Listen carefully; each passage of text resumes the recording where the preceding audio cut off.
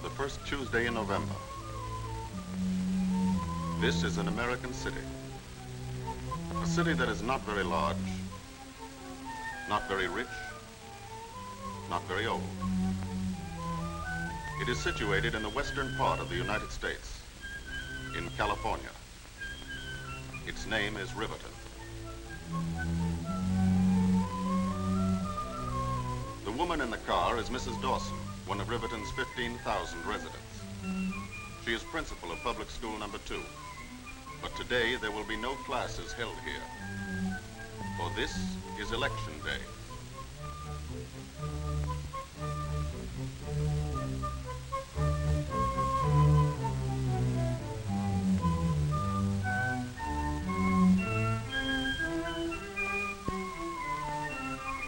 This classroom is one of the 130,000 places the country over in which American citizens are going to cast their votes today. This is the table where the voters' names will be checked. The locked ballot box and the polling booth. Here it is, in the privacy of this curtained space, that the American voters every 4 years, on the first Tuesday after the first Monday in November, choose their national government. Here come Mrs. Dawson's colleagues on the election board of Riverton's 7th precinct, each representing one of the major political parties. Mr. Schwartz is a Republican who works for the streetcar company. Mrs. Abernathy is a housewife and a Democrat. Mrs. Dawson is chairman. They've all known one another for years. First, they remove the last traces of their campaign activities, their party buttons. Then they take the oath. Swear to defend the Constitution of the United States of America and perform your duties as members of the election board to the best of your ability, so help you God. I do. I do. This makes them responsible for seeing that the voting here today takes place according to the laws of the land. And now the polls are open.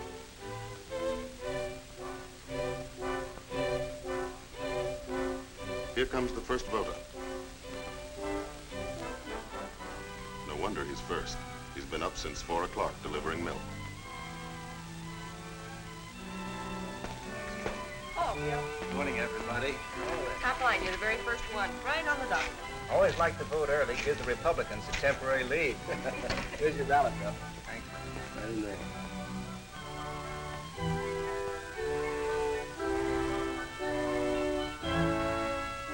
That's as far as we can go. Remember, this is a secret vote. No one ever sees another person mark his ballot. However, if we did have miraculous powers, and if we were able just this once to follow Bill Johnson, this is what we'd see. He votes first for the chief executives, the president and vice president of the United States. Next, he votes for a senator from his state, then a representative from his district. This man is casting his vote for a government of his own choosing under the Constitution of the United States.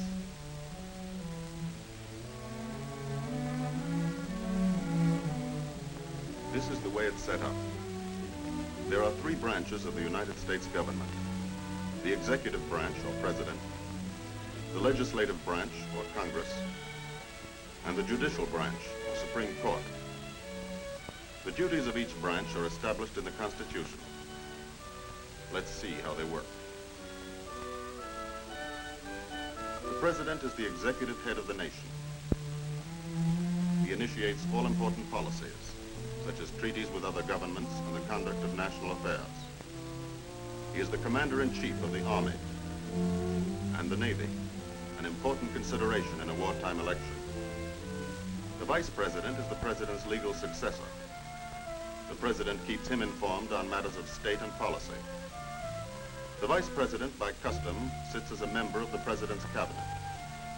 The cabinet members are the heads of the executive departments of the government, such as the State Department, War Department, Treasury Department, Department of the Interior, of Labor, Commerce, and so on.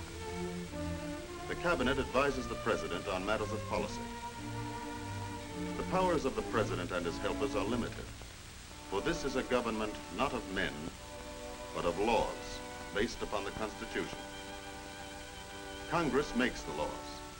It is a parliament which, unlike many democratic parliaments, has no direct connection with the executive branch. This branch of the government is made up of two houses, the Senate and the House of Representatives. A law may originate in either house, but must be approved by both of them. When a bill is passed by both houses, it is sent to the president. If the president also approves the bill, he signs it. It then becomes law.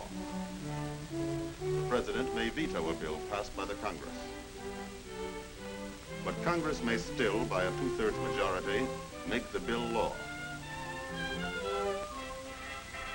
Although the chief responsibility of Congress is that of making laws, certain other responsibilities are delegated to the two houses.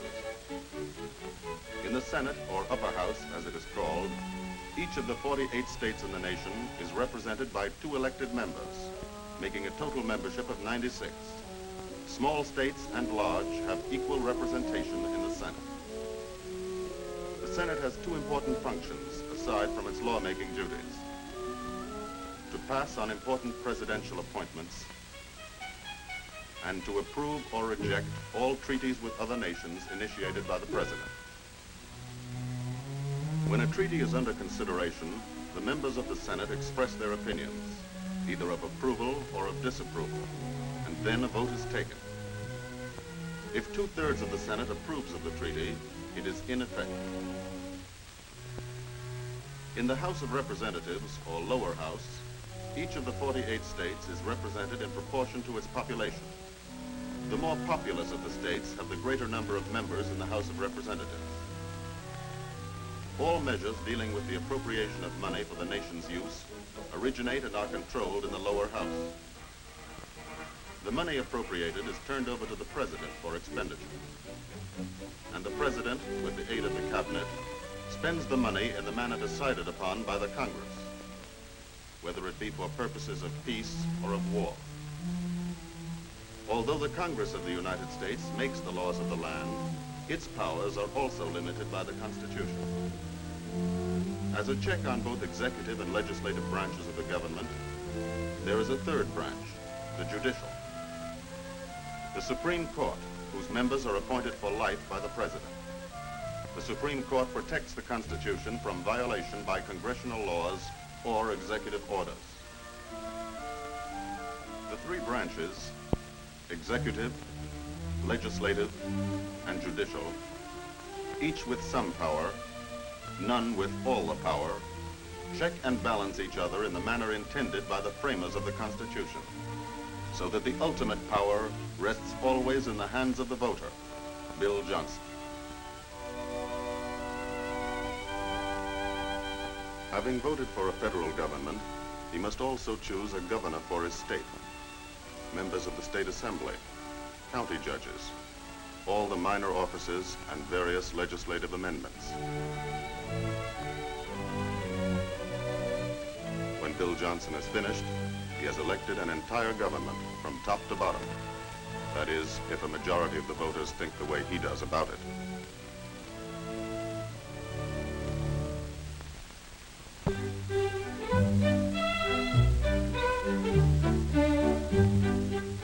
It's not only here in Riverton that the voting is heavy today. All over the country, people are conscious of the momentous issues facing their nation and the world.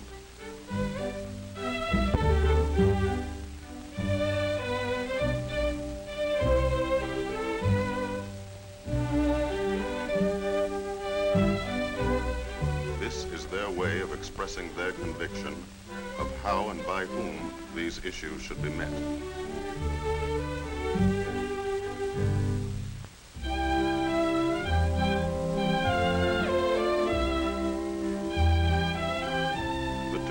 Presidential candidates vote like all the other citizens. One of them in New York City describes himself as a lawyer. The other, up in the country where his home is, gives his occupation as farmer.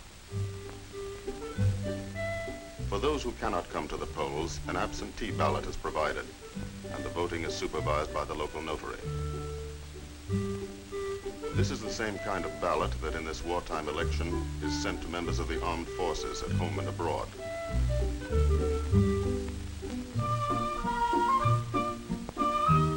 These ballots ballots are returned to be counted in their respective states.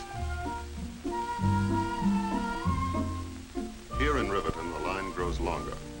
The citizens are following the constitutional provision that elections are held on schedule, rain or shine, panic or prosperity, peace or war. That chalk on his sleeve is part of yesterday's history lesson, when Mrs. Dawson reminded her pupils of two other memorable elections. In 1864, with the nation in the throes of a civil war, Abraham Lincoln, one of America's greatest presidents, was opposed in a bitter campaign by one of his own generals. The people chose to re-elect Mr. Lincoln. In 1916, during the First World War, an election was held. And now again in 1944. Early in the summer, nominating conventions are held.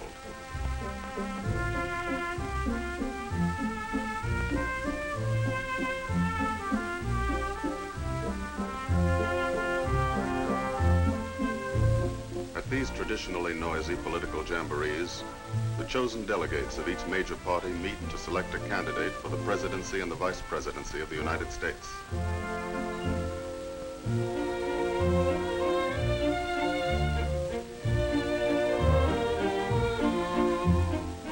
Now the candidates have been chosen.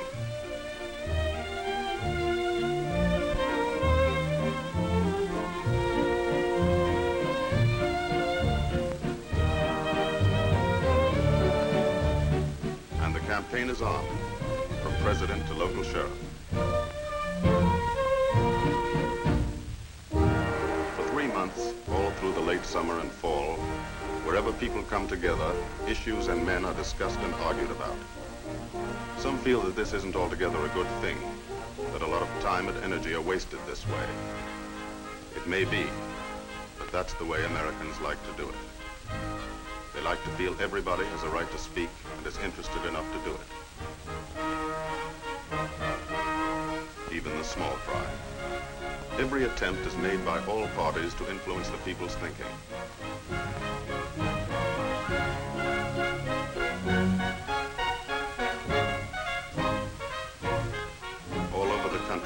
Week after week, 140 million citizens take part in the great debate.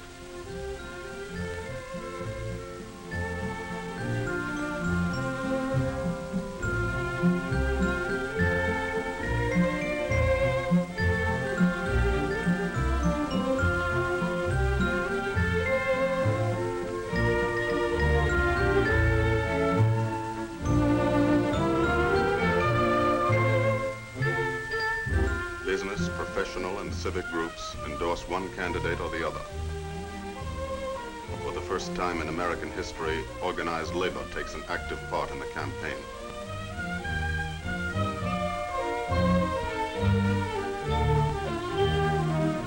Radio plays a greater role than ever. Time on the air is paid for by all parties and distributed evenly among them, giving the party in office no advantage over its opponents. It is estimated that in the last days of the 1944 campaign, 70 million Americans heard the speeches of the various candidates.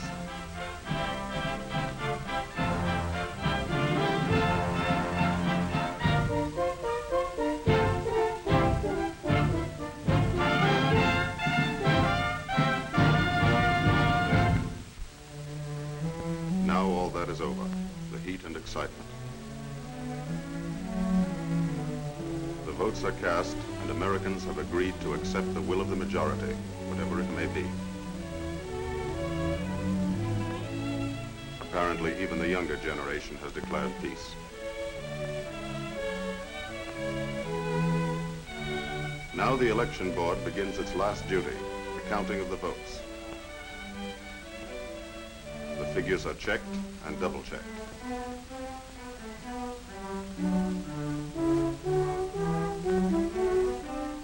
Then they are telephoned to headquarters.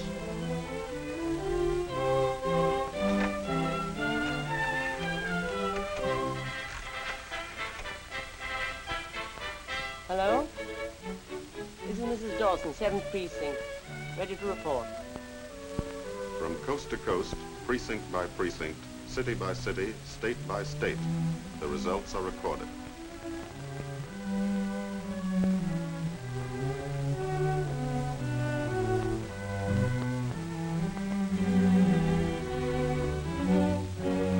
All over America tonight, the people are waiting to learn whom they have chosen to govern them for the next 4 years.